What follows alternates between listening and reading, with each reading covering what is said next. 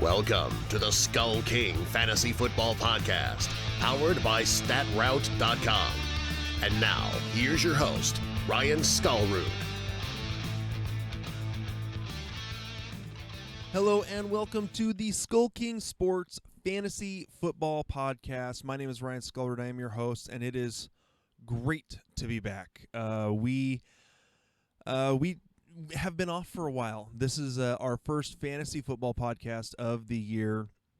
In recent years, we have gotten started with this a lot sooner due to COVID and how just my schedule along with family schedules have all lined up. It just hasn't really worked out for us to really get the podcast going again until now. So we are now officially back. We are going to be going over just some basics of fantasy tonight. We're going to look at some of the news that's happened over the last 4 or 5 days. And then as well as get into some of the tools that we at SkullKing use for our rankings, for our research. Because our job and our goal is to prepare you guys. And not only is it, preparing ourselves for our own drafts and for our own leagues, but we want to also be able to give you guys the tools to do your own research and not just take our word for it. I know that there are so many discussions in fantasy football chats and streams and everything all over about not trusting what fantasy quote-unquote experts say. So, again, we can only provide info, we provide our research, we draw conclusions. You may read things a different way, and we encourage you guys to do that, and we encourage you guys to do the research yourself. So we'll be going over some of the tools that we use that have helped us with our rankings, our research, and all that sort of thing. So for those of you who didn't know, you may have noticed that I changed our name here a little bit, the SkullKing Sports Fantasy Football Podcast. The reason for that is we now don't just cover fantasy football. So for those of you who have maybe listened to the podcast but didn't really get onto our website much, we are no longer SkullKing Football. We are now SkullKing Sports. We go beyond just fantasy football. You can go to our website, SkullKingSports.com. We're covering everything now. So we've got fantasy football. We have team writers about, I think about 15 to 20 of the NFL teams covered. We're covering Major League Baseball. I think we have 10 or 12 team writers there. We have NBA, NHL. We are covering racing, so Formula One, NASCAR, and IndyCar. We have a couple MMA writers, and we've got a couple golf writers. So if you guys are interested in being part of what we're doing at SkullKing, please feel free to go on to the website, SkullKingSports.com, hit the Write For Us tab. You can get in contact with me, and we can kind of get involved in how to really get this thing going if you guys want to join in on the fun that we're having at SkullKing.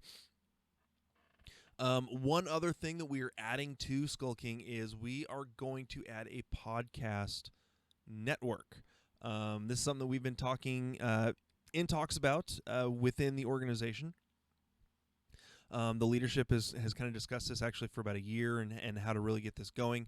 And ever since we decided to expand out beyond just fantasy football to cover all sports, we really feel like this is the next move for us to make. And so we have, obviously this show is our flagship show. This is the show that we have been doing.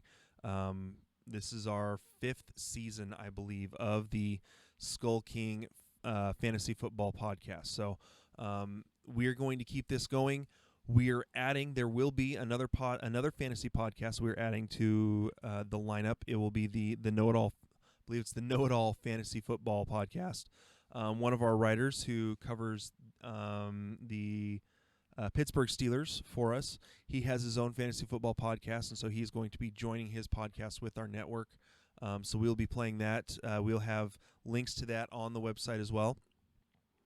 If you guys are interested in adding a podcast, or you're wanting to do a podcast, or you're wanting to try to get a little bit bigger of an audience. Again, go to the Right For Us tab on SkullKing Sports. Let us know that you're interested in podcasting and maybe seeing what you could do with that and adding that in, maybe possibly to our network. It could be anything about sports. It could be about a specific team. I'm fine. Being a Seahawks fan, I'm fine to have a Seahawks podcast as part of our network. I'm fine to have a New England Patriots podcast as part of our network, even though I really don't like the Patriots. I don't care. We want to expand out here, and we want to give you guys the opportunity to build up your resume if you wanted to do a podcast or if you wanted to get into reporting or anything like that. We want to provide the opportunity for you guys to do that. So, like I said, lots of big things happening here at SkullKing, and so we hope that you guys enjoy what we've been doing, and as we get into this next season, this should be a lot of fun. I got to admit, this has been a hard fantasy season for me to get into, partially because of how much we have been doing with the website and with just SkullKing in general. It has been a lot of work, especially on my part, to really get this thing going, to build up the website. We basically have revamped the entire website, changed things around, gone through a bit of a redesign and everything like that. I've been kind of training a bunch of new writers on the best practices for getting their articles looking the best on the website. Hiring new writers. It's been a lot of work, trying to build up our social media presence as well. So I'm hoping that we're going to get to not necessarily a lull, but a point where it's going to be a lot easier for us to take care of things and really get into the fantasy aspect of things. Like I said, I've had one fantasy draft so far. It was actually for the football staff, where we had an 18-team draft, so that was a lot of fun.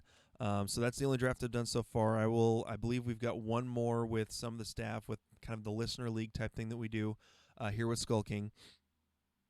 And then I always join, just for the fun of it, some free Yahoo leagues, because honestly, Yahoo is my favorite platform to play on.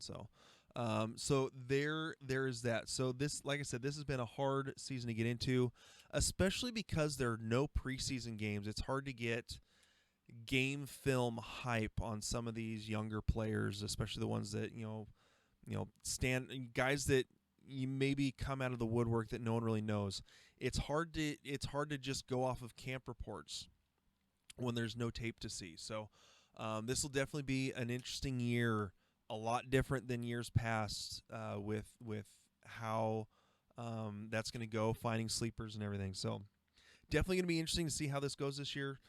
It's like I said, it's been so different. It's kind of been hard in some cases to really get into. I've seen a lot of fantasy analysts on Twitter and Facebook say that they've even struggled with really getting into everything this year, just because there's not, especially guys that are do a lot of game film watching. So definitely going to be interesting this year. So yeah, we're getting back into the fantasy football way of things. We will hopefully over these next few weeks, as we get ready for the season in about 2 weeks, week and a half. We're going to try to get some of our staff from our NFL staff as well as fantasy staff, a couple of them on the show. Get some extra opinions in here so you guys just don't have to listen to me rambling on. We're also going to see, I'm going to see if we can get a couple guests from the Twitter fantasy community to possibly come on the show. And so, yeah, so as we get through the season with how COVID has kind of adjusted things, we are probably going to be doing about 2 shows a week, maybe 3. I know last year we were doing 3 to 4. Just with our schedule, that's not necessarily going to work this year. So we'll kind of see how that goes. But as of right now, we will at least get 2. So we will always do kind of a weekly rundown / free agent show, waiver wire show, and then another one just kind of previewing the upcoming week and what our rankings look like and that sort of thing. So I hope you guys enjoy what we've got for you this season. And so with that, why don't we go ahead and get into a little bit of the news. I don't think I actually have that anymore, so nope. All right, so we're going to hop right into the news on Sleeper. This is where we get a lot of our news. So Sleeper is one of the better apps you're going to be able to use for fantasy football. It's my favorite app to use for dynasty leagues. I use Yahoo for just season-long redraft, but Sleeper is a phenomenal platform to use for your dynasty leagues and can be used for redraft as well. So starting it off, it seems interesting that Le'Veon Bell is already complaining about his time, his work share in Jets camp. Did not take long for that to happen. Apparently, it's been about 60-40 with him and Frank Gore. Adam Gase apparently loves himself some Frank Gore. So we'll see kind of how that affects Le'Veon Bell. You'd think that would actually keep him a little more fresh. So we'll kind of see how that goes. But it's just obviously interesting that is already being the case, that we're dealing with Le'Veon Bell complaining about his playing time, when just 2 years ago he sat out because he thought the Steelers were going to overwork him. Moving on, there's optimism that Joe Mixon with his migraines will return soon. There was some speculation that I saw floating around on Twitter that his migraines had to do with him possibly actually wanting to sit out because of trying to get a new deal going. Haven't necessarily seen anything follow up on that. I think he probably actually has some migraines and will play this season. I'm not necessarily high on Mixon. I think that where he's being drafted at running back 7, I think is his ceiling. I prefer to hold him off until running back 10 or 11. David Montgomery, who went down in practice a few days ago, is expected to be out 2 to 4 weeks with a groin injury. It leaves the possibility that he will not be available for week 1. So that's something to watch. I know that there was a lot of post hype sleeper type expectations for David Montgomery after a little bit of a disappointing season last year. We'll see how that works out for the 2020 season, and how quickly he can come back from the groin injury. Kalen Ballage was let known by the Dolphins that they were going to let him go. Then it turns out that the Dolphins were going to trade him. The Jets have been so happy with Frank Gore and Le'Veon Bell that they were trading for Kalen Ballage for a conditional 8th-round pick. However, Kalen Ballage ended up not passing his physical because of a hamstring injury, and so now he is back with the Dolphins. And at this point, will most likely just get released. So then it'll be interesting to see if the Jets still try to pick him up afterwards. So that'll definitely be interesting. Let's see. The 49ers, dealing with all the injuries that they've got right now. Brandon Ayuk is dealing with a hamstring injury. Deebo Samuel looks like he's getting back to running well, possibly even running at 100%. So there's a chance with the Liz Frank injury that he had in his foot that he is possibly going to be back to 100% for the beginning of the season. So the possibility of that injury, the other injuries that they've, like I said, Brandon Ayuk, and I believe they had one other one. Then J.J. Nelson, who they just signed like a week or two ago, is now down for 2 to 4 weeks as well. So they've struggled a little bit keeping people healthy. It looks like they did sign former first-round pick Kevin White. We'll see if another change of scenery does anything for him. I'm not holding my breath. Devin Singletary apparently has been having some fumbling issues in camp. I don't remember him struggling with that a ton this past year in his rookie season 2019. He did miss 4 or 5 games because of, I think it was 4 games because of injury. We'll see how Devin Singletary holds up. I know that I want to say that Zack Moss has also actually been dealing with an injury issue and has had a red non-contact jersey in camp. So it'll be interesting to see how the Buffalo Bills backfield kind of plays out this year. I still think that Singletary is the guy to own, that Zack Moss is kind of I think he's a running back 3, that it'll all depend on his red zone carries. It doesn't help that Josh Allen has a lot of red zone carries as the quarterback. So that being said, I still think that Devin Singletary, being the guy more between the 20s, should be a decent pick. Could finish as a mid to low running back 2, and I think is a solid value where he's going. Drew Brees predicts a breakout season for Tre'Quan Smith. That's fine. Tre'Quan Smith has had a couple of really huge games over the last couple of years. Just hasn't been able to string it together for a long period of time. So, Drew Brees, if you were going to predict a breakout season for Tre'Quan Smith, that means you need to throw him the ball. There, I've said it. A little update from a couple days ago that about the suspension for Antonio Brown. He was suspended for the first 8 games of the 2020 season for personal conduct issues. Apparently, it could be extended, so the suspension could be extended if new info comes in the case or elsewhere. After several Twitter retirements, Brown has said recently that he intends to play again. I know the Seahawks have been linked to him. A couple other teams have been linked to him. Still not sure what's going on. I mean, at this point, you're only getting half a season. Now, you're getting the second half of a season from a guy who the last few seasons that he's played has been one of the top 3 wide receivers when healthy. So, I don't know if that's still going to be the case. We'll kind of see what happens with Antonio Brown as we go on. I think it's going to take another team dealing with a ton of injuries for him to get signed. Moving on, Ronald Jones, a couple days ago, left Bucs practice with an apparent left foot injury. Obviously something to watch. Excuse me.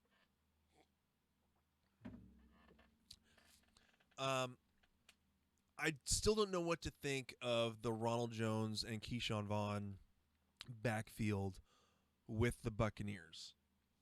I think that the fact that Ronald Jones can catch the ball out of the backfield helps if he can play kind of that James White type of role for Tom Brady. I still think that Chris Godwin's going to get a ton of work because he can work the slot.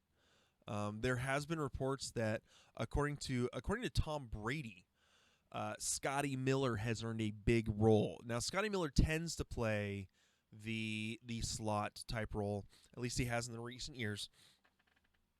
And with that, he could play the slot a little bit more than Chris Godwin. Now, Chris Godwin is a phenomenal slot receiver. Plus, he can play outside.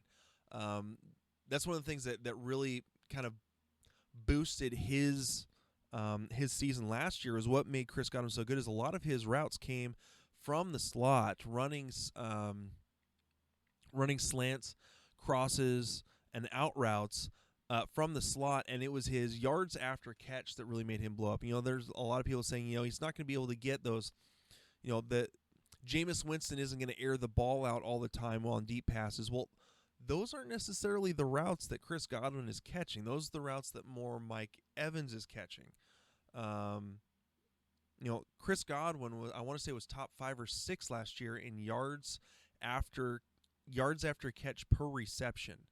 And so it's his ability to make plays after the catch that have really helped him out, have a phenomenal season last year, and I think is going to help him this year again. I don't think it's going to hold him back a whole lot. So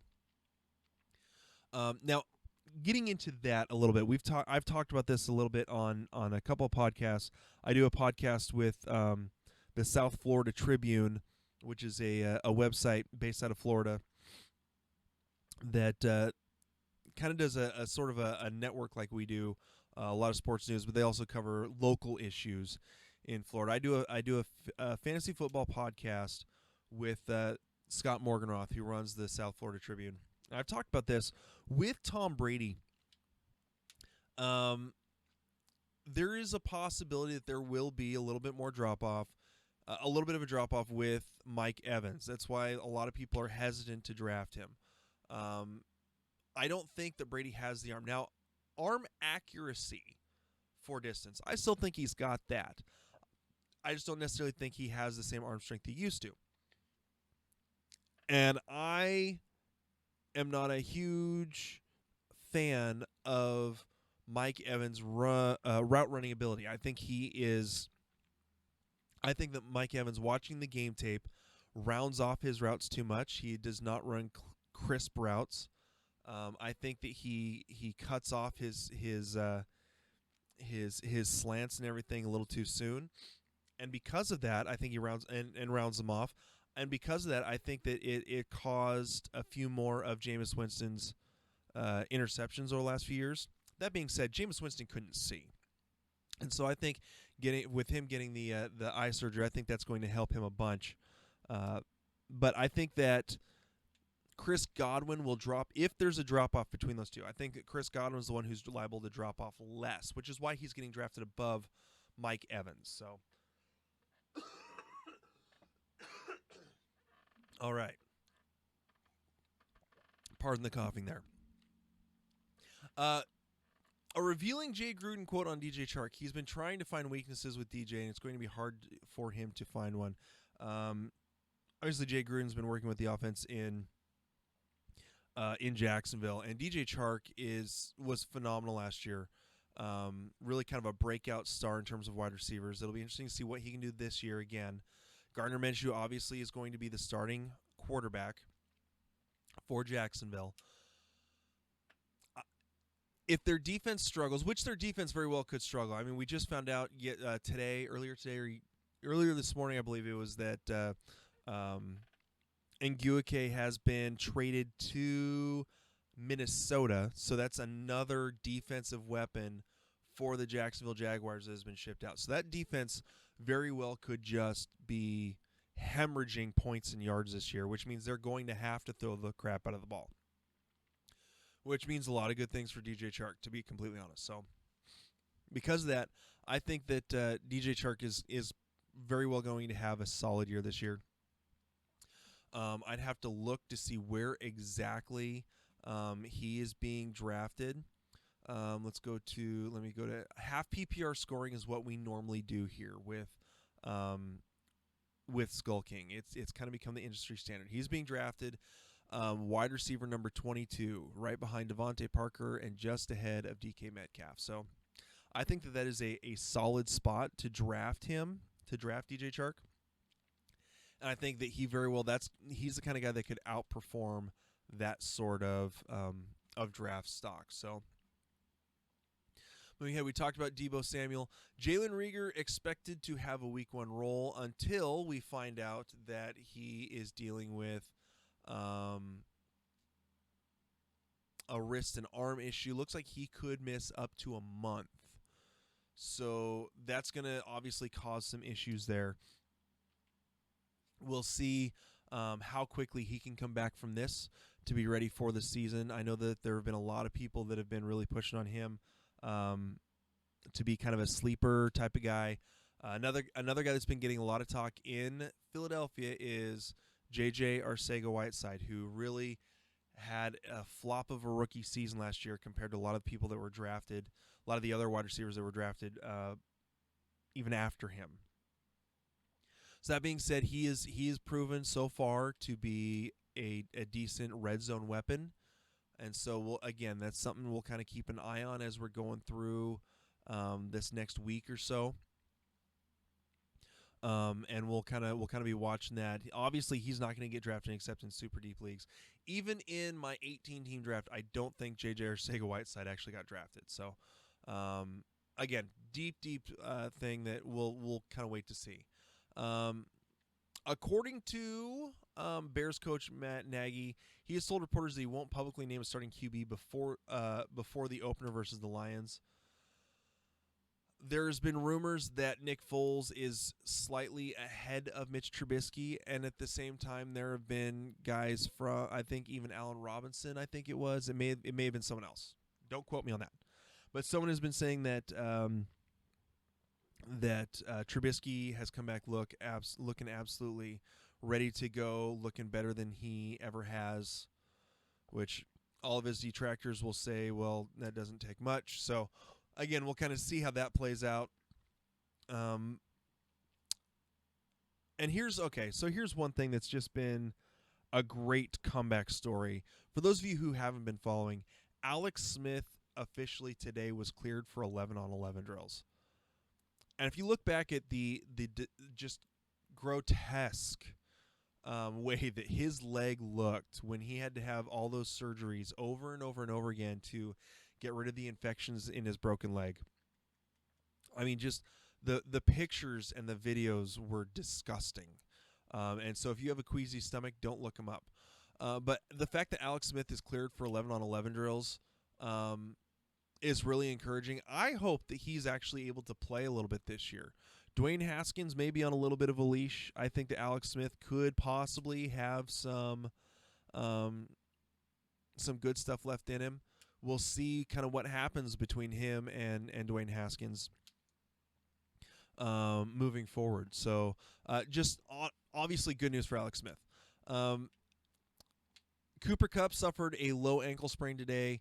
Or in yesterday's scrimmage, likely won't practice for the rest of this week, so there's not going to be a whole lot on him. I'm still high on Cooper Kupp this year.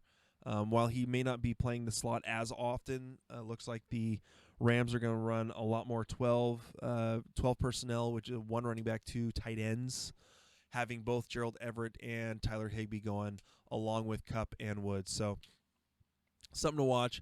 I'm still high on Cooper Kupp. I still think that he is a phenomenal safety blanket for Jared Goff. A couple other things real quick. As far as a little bit of defense stuff, Charger safety Derwin James limped off the field. Looks like he is dealing with a meniscus injury. They don't know for sure yet how serious this is. It could be, I've seen that it could just be, he may just need a little trim, which would be a couple weeks. It could be that he needs a meniscus reconstruction, which would obviously be several months and likely miss most, if not all, the season. If he is gone for the season, the Chargers may look to someone like Earl Thomas, who was recently released from the Baltimore Ravens. For sleeper alerts, it looks like Joshua Jackson. Jackson getting injured for the Chargers has led to Joshua Kelly. There it is, Joshua Kelly, getting the number 2 running back job. It doesn't look like he is going to look back. He has been phenomenal in camp. He's not going to take over for Austin Eckler, but I think that if something were to happen to Eckler, Joshua Kelly is going to be a force this year, just with what he has shown so far in camp. So, last couple things, looks like Stefon Diggs was out of practice today with back soreness. We'll kind of see how that goes.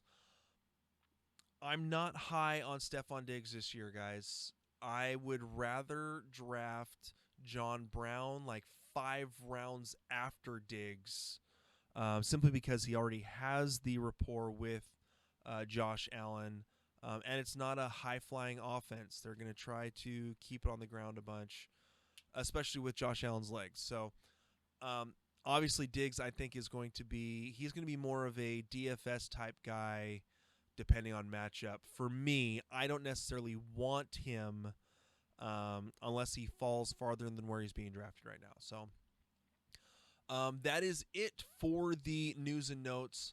The last thing we wanted to do, again, I told you in our little intro, is go over some of the tools that we use at SkullKing for some of our research. And really, there's 2 main sites that I personally use.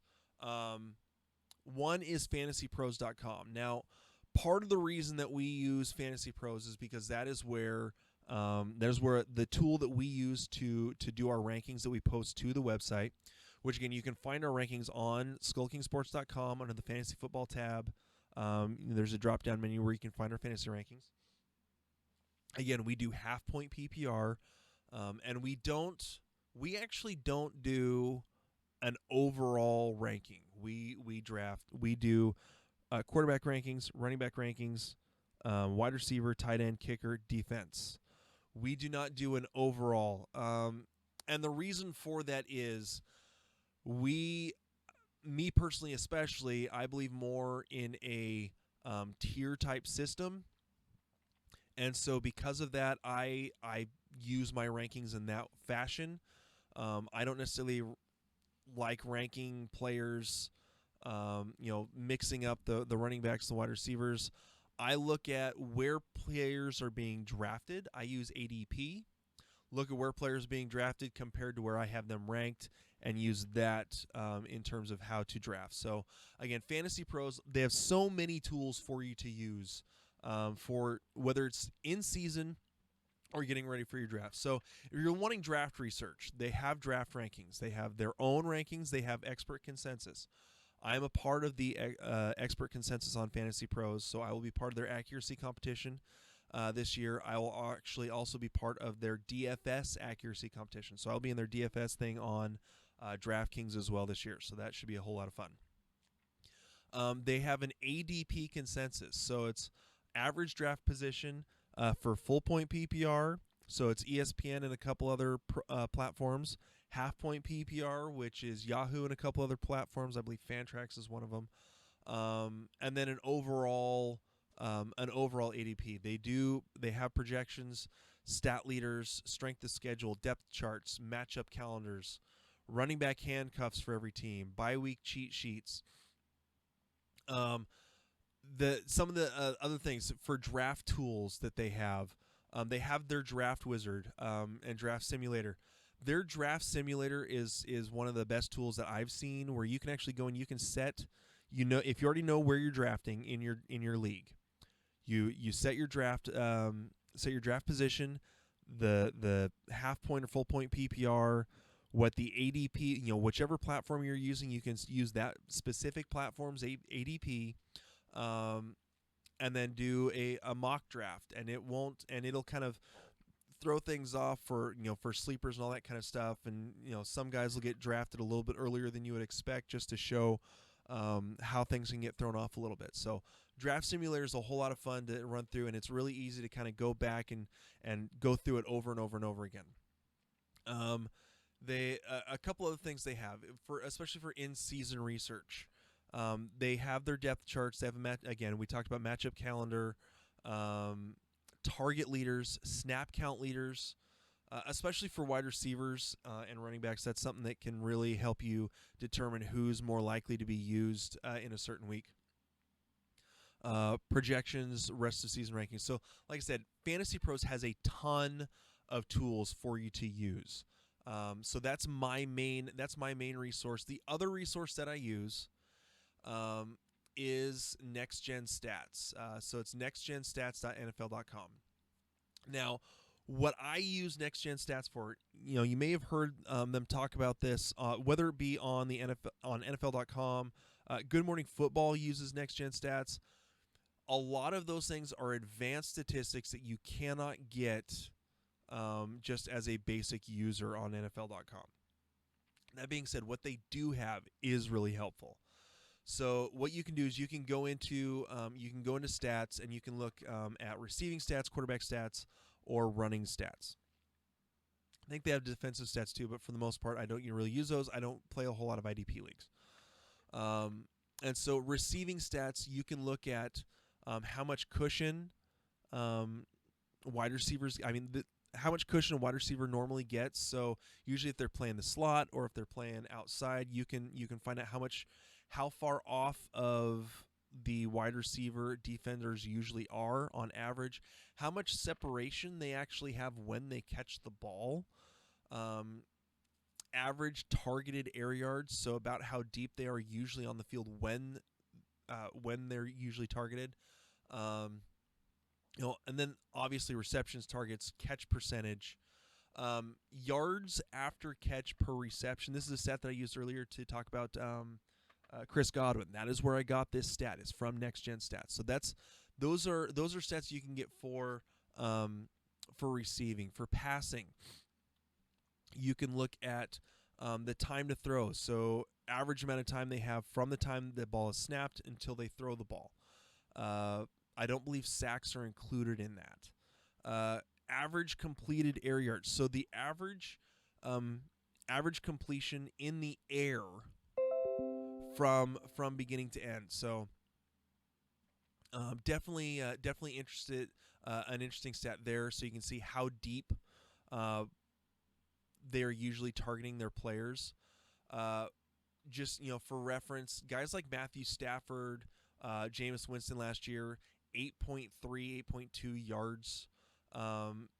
Matthew Stafford was 10.7. Jameis Winston,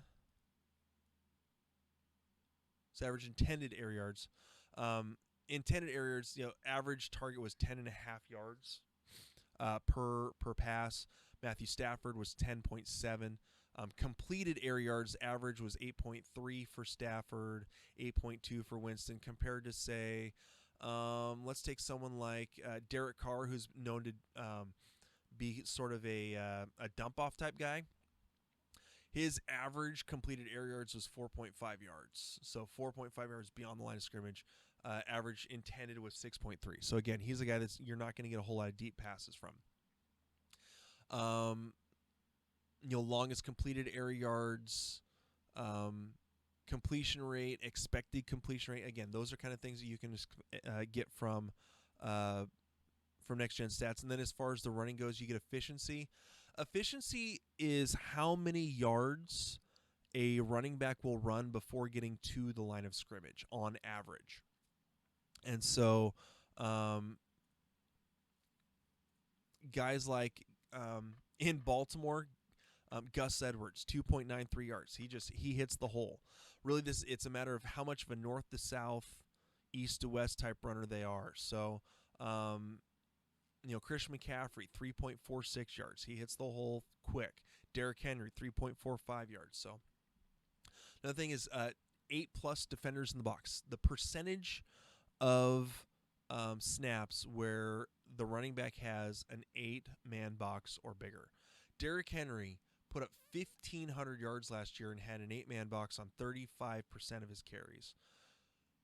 The guy is an absolute truck. If they drop that down at all, he's going to be running for even more yards. So definitely something to watch there. Let's see. Average time behind the line of scrimmage, so how long it takes them to get to the line of scrimmage. Again, these are the kind of things you can find in Next Gen Stats that kind of help give you a little bit more perspective on what players are doing. So those are some tools that we use. I hope you guys find those helpful. Again, I am really excited to get this going back again. Should be a whole lot of fun getting ready for fantasy football. I hope you guys are excited for this season. I know that COVID has really knocked the wind out of the sails out of a lot of things. And so, again, looking forward to this season. I hope you guys are too. Looking forward to keeping this going. We will be back with another show in a couple days. So that's it from me. Again, my name is Ryan Skullrood, and we'll talk to you guys later. Hey, SkullKing Nation. Thank you for listening to the SkullKing Football Podcast. Did you like this episode? If so, be sure to go to iTunes, Stitcher, Google Play, and YouTube to subscribe. Also, please leave us a rating and reviews to let us know how we can better help you rule your leagues.